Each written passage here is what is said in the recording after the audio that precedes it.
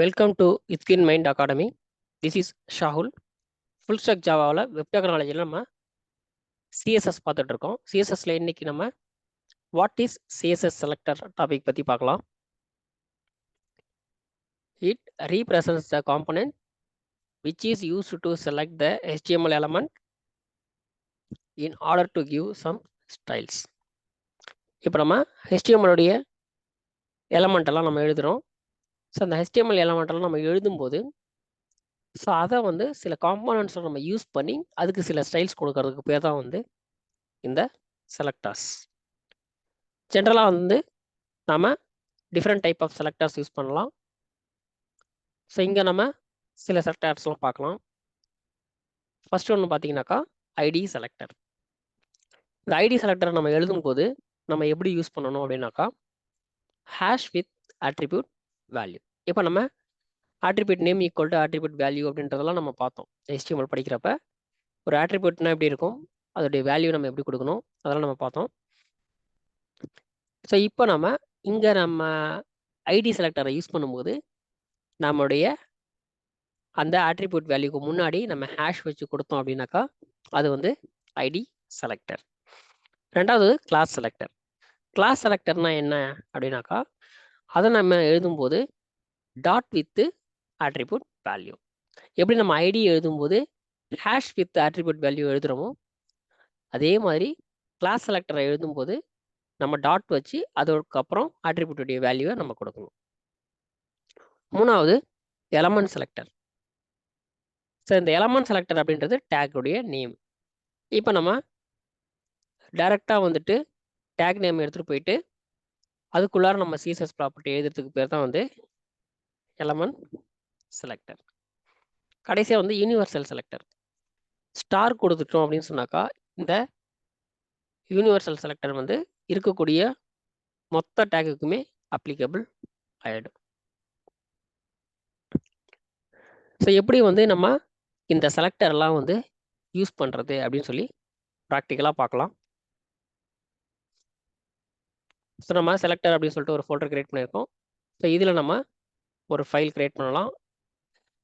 So index.html.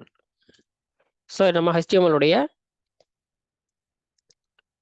Content வர வைக்கிறதுக்கு shift exclamation simple. So அதோடைய ஃபார்மட் இங்கே நமக்கு வந்துடுச்சு. ஸோ இதில் நம்ம என்ன பண்ணலாம், ஒரு பேராகிராஃப் கிரியேட் பண்ணலாம். ஸோ இந்த பேராகிராஃபில் நம்ம ஒரு கண்டென்ட் கொடுக்கலாம். So this is a paragraph. So இங்கே நம்ம என்ன பண்ண போகிறோம்னா இந்த டேக்குள்ளார நம்ம ஐடி அப்படின்ற இந்த செலக்டர் யூஸ் பண்ணலாம். ஸோ இதில் வந்து நம்ம ஆட்ரிபியூட் வேல்யூ நான் ஐடி 1 அப்படின்னு வச்சுக்கேன். ஸோ நெக்ஸ்ட் நம்ம இன்னொரு ஃபைல் கிரியேட் பண்ணலாம். style.css. ஸோ இந்த style.css-குள்ளார நம்ம என்ன பண்ண போகிறோம்னா நம்மளுடைய இந்த ஆட்ரிபியூட்டுடைய நேமை யூஸ் பண்ண போகிறோம். இங்கே நம்ம ஆட்ரிபியூட்டுடைய நேம் வந்து ஐடி 1. ஸோ இதை வந்து நம்ம என்னன்னு சொல்லுவோம், ஆட்ரிபியூட் நேம். இது வந்து ஆட்ரிபியூட்டுடைய வேல்யூ. ஸோ இப்போ நம்ம யூஸ் பண்ண போகிறது இந்த ஆட்ரிபியூட்டுடைய வேல்யூ யூஸ் பண்ண போகிறோம். இந்த ஐடி 1 அப்படின்றது தான் நம்ம எடுத்துக்க போகிறோம். ஸோ நம்மளுடைய style.css-ல போயிட்டு இந்த ஆட்ரிபியூட்டுடைய வேல்யூ கொடுக்கணும். ஆனால் அதுக்கு முன்னாடி ஐடி செலக்டராக தான் ஹேஷ் கொடுக்கணும். ஹேஷ் கொடுத்து நம்முடைய ஆட்ரிபியூட் நேம் என்னவோ அந்த ஆட்ரிபியூட்டுடைய வேல்யூவை இங்கே நம்ம கொடுத்துக்கணும். ஸோ இதில் வந்து நம்ம அந்த பேராகிராஃப் டேக்கு ஜஸ்ட் நம்ம கலரை செட் பண்ணலாம். Colour red. இப்போ நம்ம இந்த சிஎஸ்எஸ் ஃபைலை நம்மளுடைய HTML ஃபைலோட லிங்க் பண்ணலாம். ஸோ அதுக்கு நம்ம இங்கே யூஸ் பண்ண போகிறது வந்து லிங்க் செலக்டர். ஸோ இந்த லிங்க்ன்ற டேகை யூஸ் பண்ணி அதில் நம்மளுடைய சிஎஸ்எஸ் ஃபைலை இன்க்ளூட் பண்ணிட்டோம். ஸோ இங்கே வந்துட்டு நம்ம சிஎஸ்எஸ் செலக்டர்ஸ் அப்படின்னு சொல்லிட்டு டைட்டில் கொடுத்துக்கலாம். நம்ம இப்போ இதை ரன் பண்ணலாம்.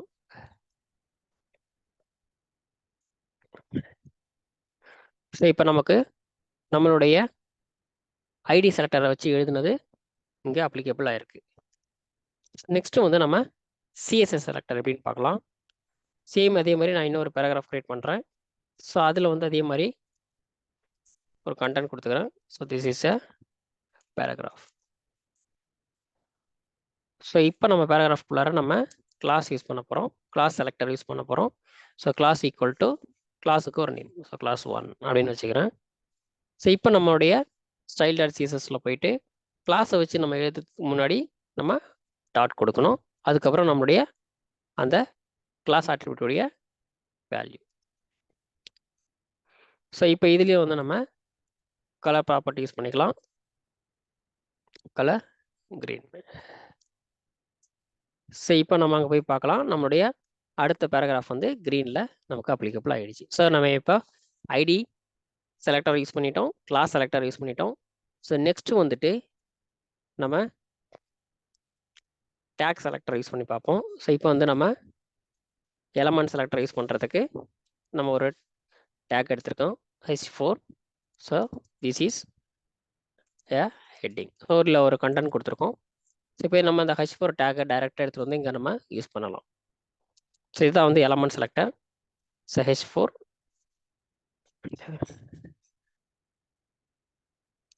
ஸோ இதில் வந்து நம்ம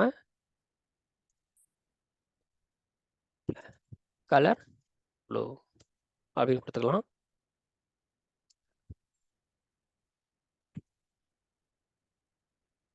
ஸோ இப்போ பார்த்தீங்கன்னா நமக்கு நம்மளுடைய அந்த எலமெண்ட் செலக்டர் வந்து அப்ளிகபிள் ஆயிருக்கு. ஸோ அடுத்தது வந்து யூனிவர்சல் செலக்டர். ஸோ யூனிவர்சல் செலக்டருக்கு ஜென்ரலாக நம்ம ஸ்டார் கொடுப்போம். ஸோ ஸ்டார் கொடுத்துட்டு நம்மளுடைய டேக் நம்ம கொடுக்கலாம். ஸோ இதில் நம்ம வந்து பேக்ரவுண்ட் கலர் அப்படின்னு கொடுத்துருக்கேன். ஸோ இதில் நம்ம பேக்ரவுண்ட் கலரில் அக்வா அப்படின்னு கொடுப்போம். ஸோ இந்த ஸ்டார் அப்படின்னு கொடுத்தோம் அப்படின்னாக்கா இது வந்து இருக்கக்கூடிய என்டையர் டேக்ஸ்க்கு வந்து இது வந்து அப்ளிகபிள் ஆகிடும். ஸோ இப்போ நான் போய் பார்க்குறேன்.